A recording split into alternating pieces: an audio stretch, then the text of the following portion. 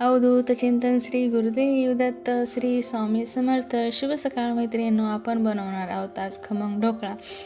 त्याच्यासाठी मी इडली पात्र आहे, त्याच्यातच माझं खमंगचे देखील भांडे मला मिळालेले आहेत. आणि त्या इडली पात्रामध्ये मी पाणी घातलेलं, त्याच्यात लिंबू सत्व घालून घेतलं, त्याच्यामुळे आपलं भांडं काळं पडणार नाही. आणि जे खमंगची ताटली भेटलेलं आहे त्याला असं तेल सगळीकडे लावून घेतलेलं आहे. आणि ते पाणी गरम होण्यासाठी मी झाकण ठेवलेलं आहे आणि गॅस चालू करून घेतलं. खमंग बनवण्यासाठी मी असं घरीच रेडीमेड पीठ बनवून ठेवत असते. घरगुतीच वस्तू वापरून असं मी पीठ बनवून ठेवलेलं आहे. ते मी गिरणीवरून तांदूळ असं दळून आणलेलं आहे आणि त्याच्यात कोणती वस्तू किती प्रमाणात टाकलेली आहे याचा देखील मी व्हिडिओ बनवलेला आहे. हे पीठ कसं बनवलं याचा देखील व्हिडिओ बनवला आहे आणि तुम्हाला त्याची लिंक हवी असेल तर ती मी डिस्क्रिप्शन बॉक्समध्ये दिलेली आहे. तर असं मी एक वाटी घेतलेली आहे आणि त्याच्यामध्ये असं थोडंसं प्रेस करून एक वाटी असं पीठ घेतलेलं आहे आणि ते पीठ एका भांड्यामध्ये मी काढून घेणार आहे. आणि जेवढं पीठ घेतलं आहे तेवढंच पाणी घेणार आहे. त्याच्यात थोडीशी चिमूटभर हळद घालून घेणार आहेत आणि त्याच्यामध्ये 1 चम्मच असं तेलही घालून घेणार आहे. ज्या वाटीने आपण पीठ मोजलं तीच वाटी भरून मी पाणी घेणार आहेत आणि मला जसं हवं तसं थोडं थोडं पाणी घालून मी पीठ एकाच डायरेक्शनमध्ये फिरवत आणि मिक्स करून घेणार आहे. आपल्याला जसं पाणी लागेल तसंच आपण मिक्स घालत आणि पीठ मिक्स करून घ्यायचं.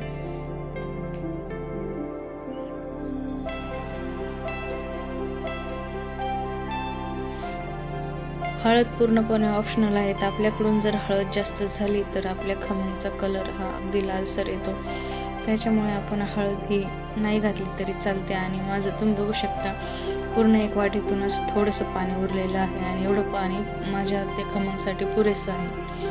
आणि छान एका डायरेक्शनमध्ये फिरवत आपण छान मऊ करून घ्यायचं. आणि आपल्याला वेळ वाया न घालवता लगेचच आपल्याला त्या पात्रामध्ये ते पीठ घालून घ्यायचं आहे. आणि तुम्ही बघू शकता मी त्याच्यामध्ये सर्व पीठ टाकून घेतलेलं आहे जे मिक्स केलं होतं आणि त्याच्यावर झाकण ठेवलं. फ्लेम मी मिडियम करून घेतलेली आहे आणि बरोबर 15 मिनिटांसाठी मी हे पीठ शिजवून देणार आहे. तोपर्यंत आपण तडक्याची प्रॉपर तयारी करून घ्यायची आहे, पूर्वतयारी करून घ्यायची आहे. अशा मिरच्या मी उभ्या कापून घेतल्या, त्याच्यावर मीठ घालून घेतलेलं आहे आणि ते छान मी मिक्स करून ठेवणार आहे. अशा कापलेल्या मिरच्यांना मीठ लावलं आणि ते मिक्स करून नंतर त्या तळल्या तर त्याची टेस्ट एकदम छान येते तळल्याच्या नंतर. आणि इथे आपण असे सुरी त्याच्यात घालून चेक करू की आपले खमंग शिजलेले आहे की नाही. इथं सुरी क्लीन निघालेली नाही म्हणजे आपलं खमंग जास्त शिजलेले नाही. परत एकदा मी 5 मिनिटांसाठी झाकण ठेवलं होतं आणि आता आपली सुरी क्लीन निघालेली आहे. इथं मी तडक्यासाठी मोठी कढाई घेतली, त्याचं कारण तुम्हाला व्हिडिओमध्ये पुढे समजणारच आहे.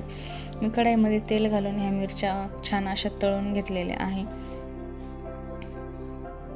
आणि ते आपण एका सेपरेट डिशमध्ये काढून घ्यायच्या. तळलेल्या मिरच्या आपण आता एका डिशमध्ये काढून घेतला आणि तडक्यासाठी मोहरी, जिरं, हिंग त्याच्यामध्ये घालून घ्यायचं आहे.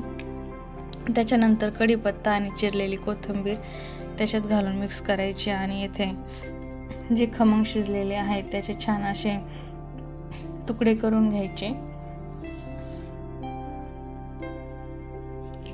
तुम्ही बघू शकता आपले खमंग किती स्पॉन्जी तयार झालेले आहे. आणि आपण कढईचा गॅस हा बंद करून दिलेला आहे कारण त्याच्यामुळे ते मिश्रण जास्त करपू नये. आणि थोडं थोडं मिश्रण मी काढून असंच त्याच्यावरती पसरून घेतलेलं आहे. तुम्ही असेचही हे खमंग खाऊ शकतात, परंतु मी त्याला अजून टेस्ट येण्यासाठी अजून एक ॲडव्हान्स स्टेप बनवणार आहेत.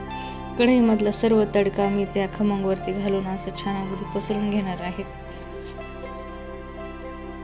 तर असे खमंग खाण्यासाठी रेडी आहेतच, परंतु त्याच्यासाठी एक ॲडव्हान्स स्टेप वापरायची आहे, ती म्हणजे मिश्रण पसरून झाले